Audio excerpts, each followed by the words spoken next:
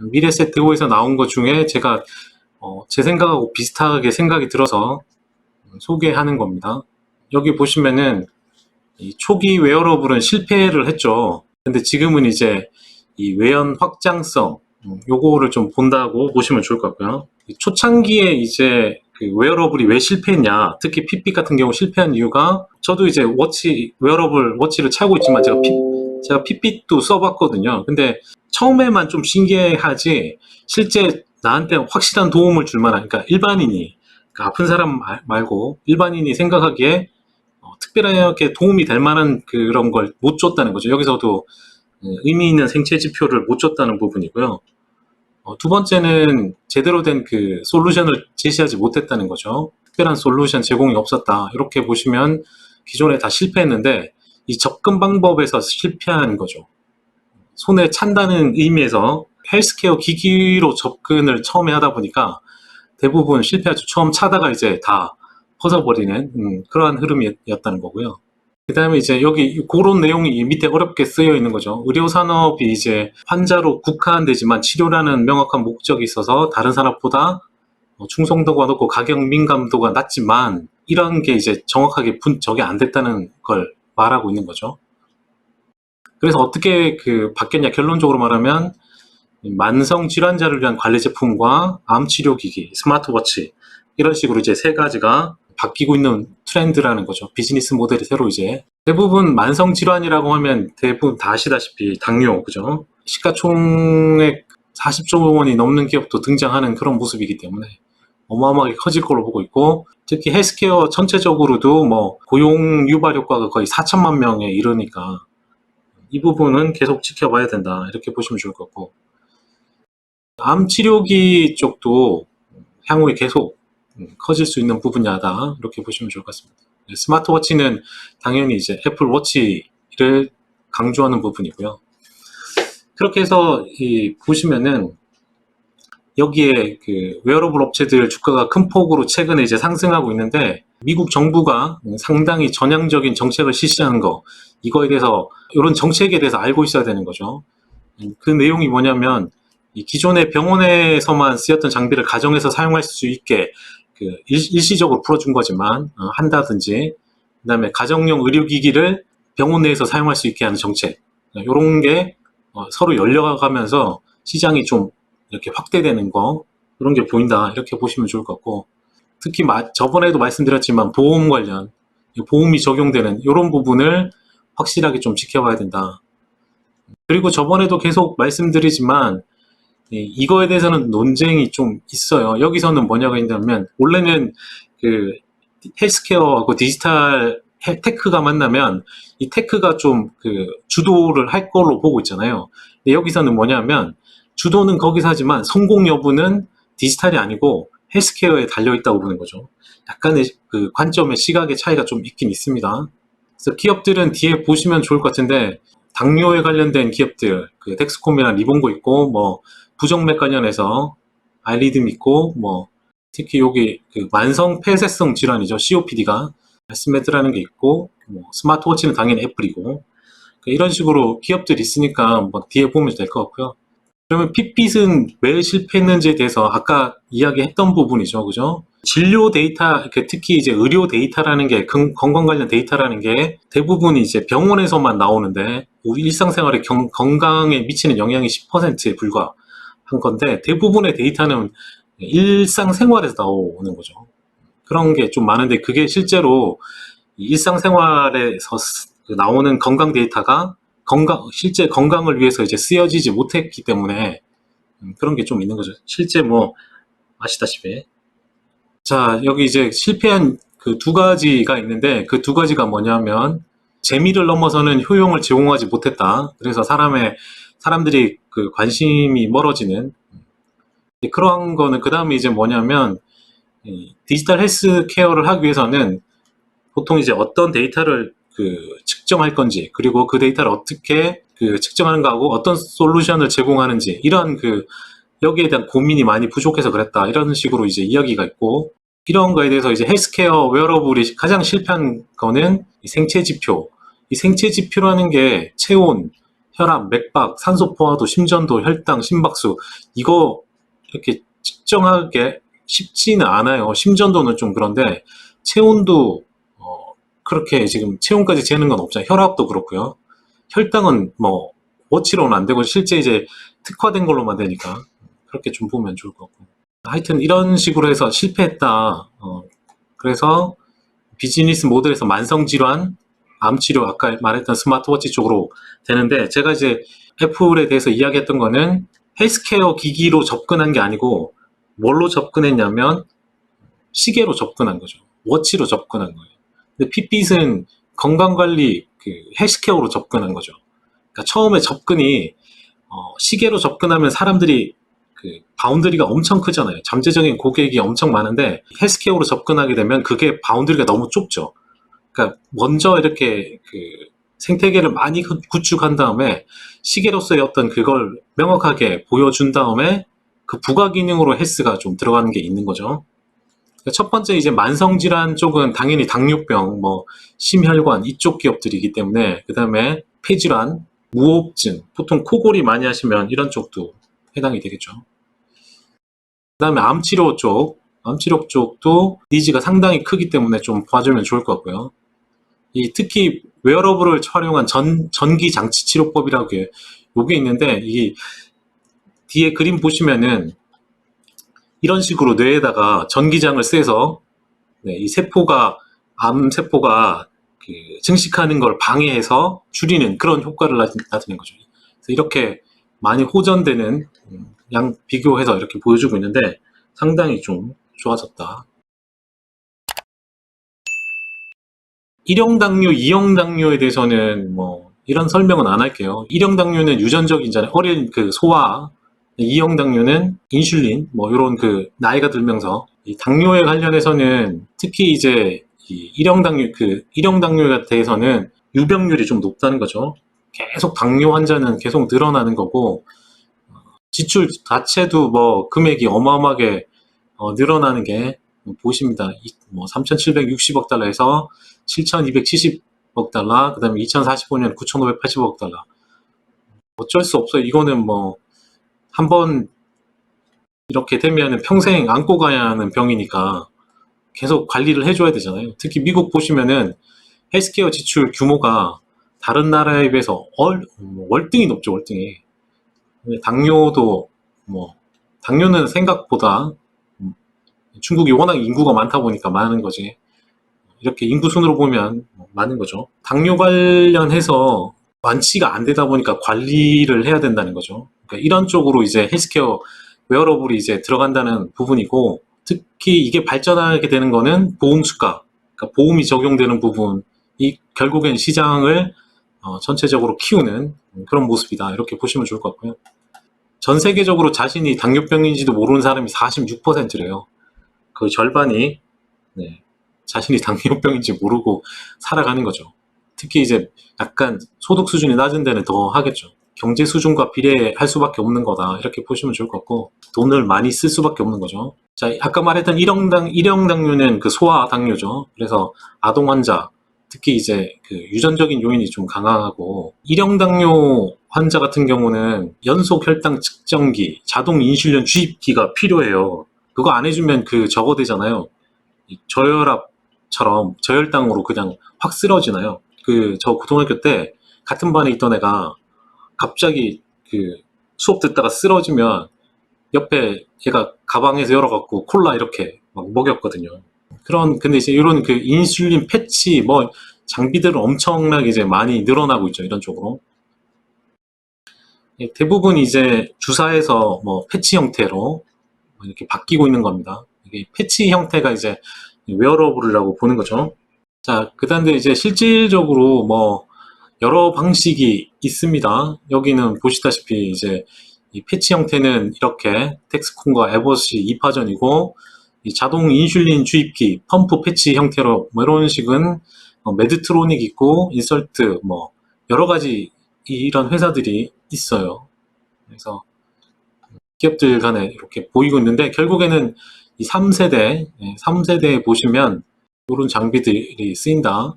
앞서도 말했지만 이러한 성공 요인은 보험수가, 라는 거 늘어서 이제 이렇게 돼 있는 게 많아요. 되게 내용이 많은데 어쨌든 그러면서 이제 이 보험 수가를 만들려면 데이터가 이렇게 쌓여야 되니까 이런 거에 있어서 아직까지는 그 뒤에 그 메드트로닉이 이 공보험 커버를 받지 못하고 있는 게 좀 약점이긴 하지만 그래도 결국에는 뒤에 되긴 하겠죠. 현재 공보험 그 커버를 받는 거는 에봇과 텍스컴 요 두 가지가 이제 받고 있고 나머지는 아직 못 받고 있는데 요 부분은 조금 지켜봐야 되고 이런 그 기기들을 통해서 이제 혈당을 체크하는 거니까 보시면 되고 그 다음 하나는 뭐냐면 이형당뇨죠, 그죠? 사람이 이제 나이가 들어서 살이 찌게 되면 또 당뇨에 걸리게 되잖아요. 그러니까 여기 엄청 많죠. 사람들이 엄청 많이 늘어나기 때문에 이 시장도 많이 커질 거고 여기에 이제 웨어러블이 들어가게 되겠죠.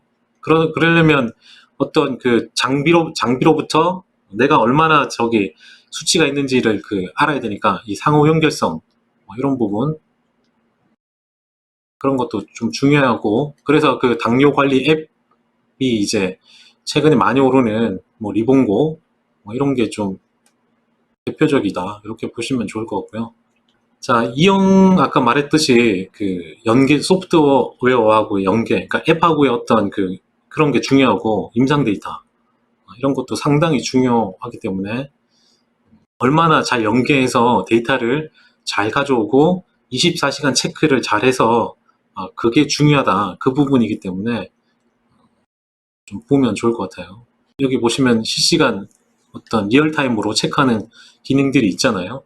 이형은 당연히 이제 그 약을 먹든지 운동을 하든지 식이요법을 통해서 조절을 하지 않습니까? 그러니까 이걸 도와주는 게 당연히 이제 웨어러블이 해야 되는 역할이고요. 그래서 리봉고가 그 당뇨 관리 솔루션이죠.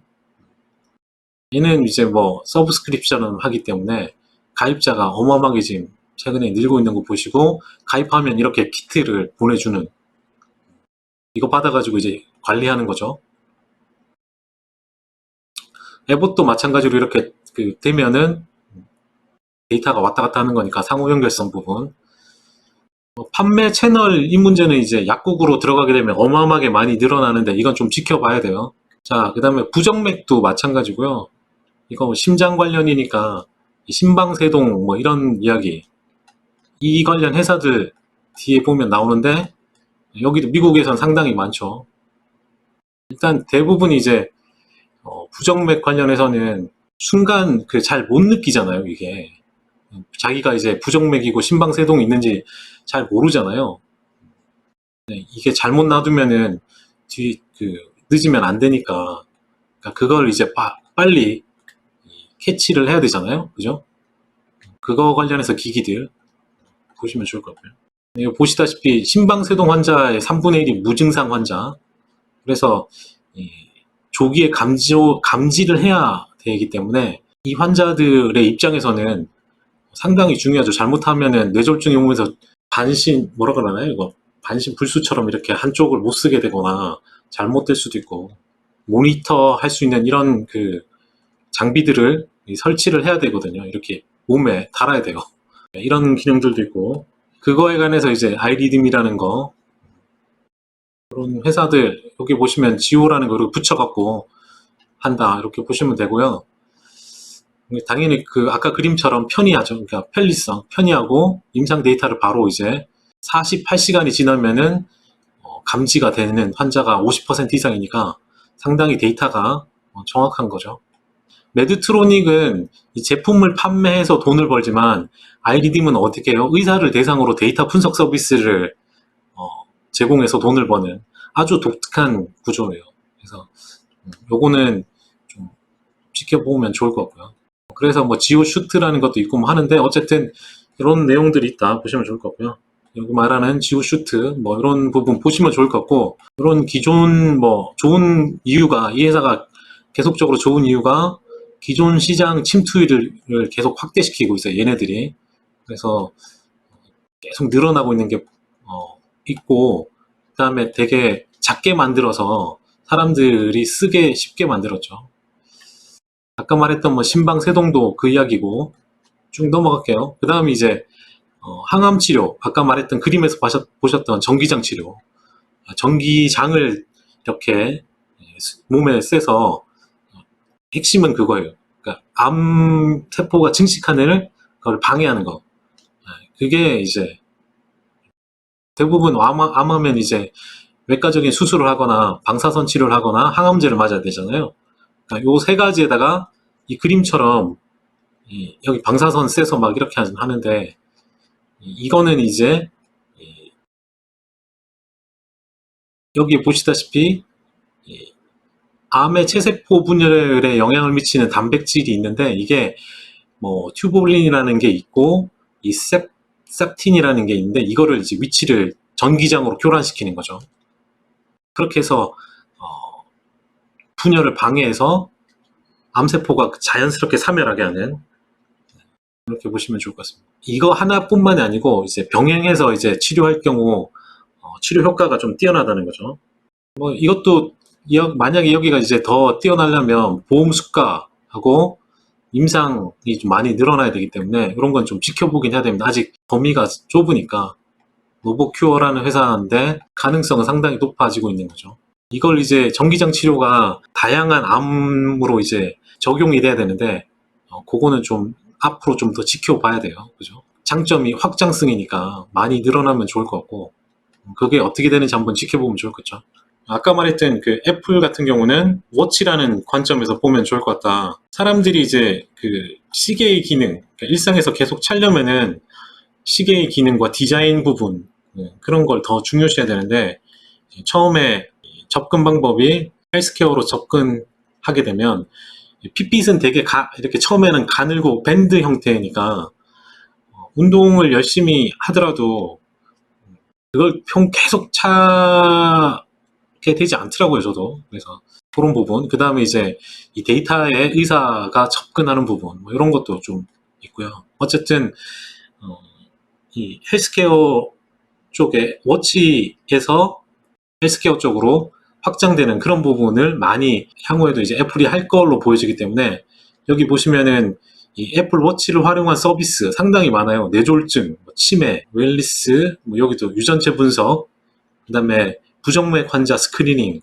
관절, 여성 건강, 심장, 청력, 뭐 상당히 많은 분야에 이제 그 툴킷이라고 그러죠. 그 킷 같은 경우로 자기들이 이제 해갖고 연결해서 이제 할 수 있는 그런 부분이 상당히 많다. 그래서 헬스케어 기능을 천천히 이제 강화시키고 있는 거죠. 확실한 것부터 이제 좀 많이 하는 것 같아요. 자기의 생태계 내에서 당연히 할 수 있겠죠. 그러니까 제가 생각하는 거는 결국에는 워치가 50만 원짜리가 건강을 많이 넣게 되면 적어도 한 뭐 200만 원짜리 뭐 이렇게 되지 않을까. 폰 가격만큼 올라가면서 그럴 가능성도 있잖아요.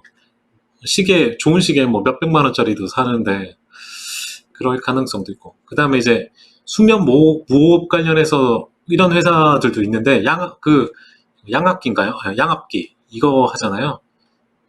양압기가 쓰기가 불편하잖아요. 대부분. 저 한 번도 안 써봤는데 이런 식으로 이렇게 돼 있죠. 불편한 것 때문에 많이 안 쓰는데 이걸 많이 이제 편리하게 만들어서 사용하게 되면 엄청난 사람들이 많죠. 여기 이거 써야 되는 사람들. 특히 이제 수면 무호흡 이런 쪽 같은 경우. 그래서 이 레스메드라는 기업이 클라우드 기반으로 해서 그 원격 모니터링, 그 다음에 그 스마트폰 어플을 통해서 연구하고 이제 적응할 수 있는 거 좋은 것 같아요. 코골이 심하고 이제 저러면 꼭 필요한 게 아닌가.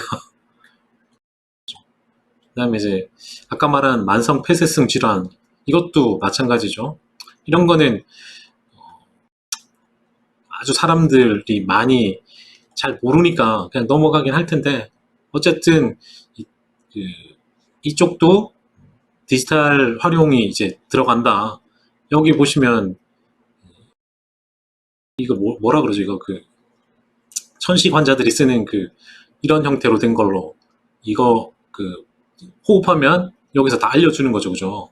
이런 식으로 되어 있다는 거 아시면 좋을 것 같고, 그래서 이제 그 코로나 이후에 이제 웨어러블 생태계가 빨리 변하기 시작했고, 그 기업들이 리봉고, 덱스컴, 아이리듬, 텐덤, 다이베이트 뭐 이렇게 여러 개가 있는데, 이쪽 특히 이쪽 종목들 주가가 많이 좋았다는 거죠. 아까 말했던 이제 그 2020년 들어서 FDA가 많이 풀어줬어요. 코로나 때문에. 그래서 이게 한번 푸른 거를 다시 조이기는 좀 힘들죠. 정책들이. 그렇기 때문에 최대한 아까 말했던 그거 좀 빨리 헬스케어 시장이 열릴 수도 있는데, 아마 선거 전까지 약간 정책적인 리스크가 있어서 그런지 좀 이런 그 작은 것들, 성장성 있는 이런 쪽은 주가가 좋지만 헬스케어 전반적인 거는 좀 그렇기 때문에 좀 쌀 때 좀 사면 괜찮지 않을까 싶습니다. 그 다음에 이제 웨어러블은 어떻게 발전할까, 이거가 제일 중요하잖아요. 이 보험이 적용돼야 되죠, 그죠? 그러니까 내용들을 보실 때 그 기업이 이제 보험이 적용될 수 있는지, 보험이 적용되면 시장이 확 커지기 때문에 그 부분을 좀 보면 좋을 것 같고요. 그 다음에 여기 보시면 그 데이터, 실시간 데이터를 확보, 그러니까 보험이 적용되기 위해서는 실시간 데이터 확보가 용이한지, 그 다음에 그런 부분을 좀 보면 좋을 것 같고요. 여기 뭐 이거는 당연한 이야기죠. 웨어러블은 당연히 디지털 솔루션과 결합이 있어야 되니까 그렇게 보면 좋을 것 같습니다. 그 리봉고가 왜 주가가 좋으냐면, 리봉고의 그 세일즈 그로스는 상당히 높잖아요. 대신에 여기 보시면 PSR, 이 PSR 배율은 되게 낮아요. 그래서 주가가 좋을 수밖에 없죠. 텔레닥도 이 위에 있으니까 상당히 주가가 좋은 이유가 다 여기에 있다는 점, 이렇게 보시면 좋을 것 같아요. 뭐 덱스컴은 약간 낮은 부분에 있고, 대부분 여기에 다 몰려 있는데 여기 위에 있는 기업들, 그래서 핑한 같은 경우도 좀 주가도 좋고, 이 부분에 속한 기업들이죠.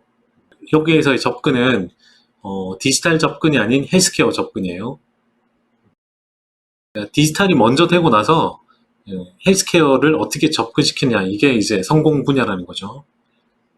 여기는 이제 약간의 하드웨어적인 부분의 접근이고, 만약에 그 소프트웨어적인 접근은 좀 다르죠, 그죠?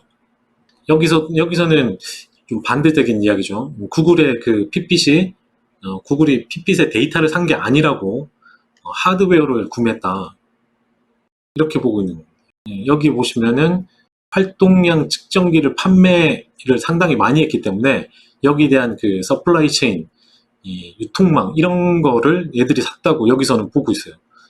쭉 그 종목 이야기, 이제 덱스컴 있고 종목들이 여러 가지 있어요. 덱스컴은 아까 말했던 이 일형 당뇨 시장의 덱스컴. 그 다음에 이제 레스메드는 아까 말했던 양압기. 그 다음에 이제 노보큐어 같은 경우는 아까 말했던 전기장을 위한 암치료. 대표적인 이런 그 기업 4개가, 3개까지 말씀드렸고, 네 번째가 이제 마지막 리봉고예요. 리봉고. 여기는 이제 아까 말한 2형 당뇨 원조죠.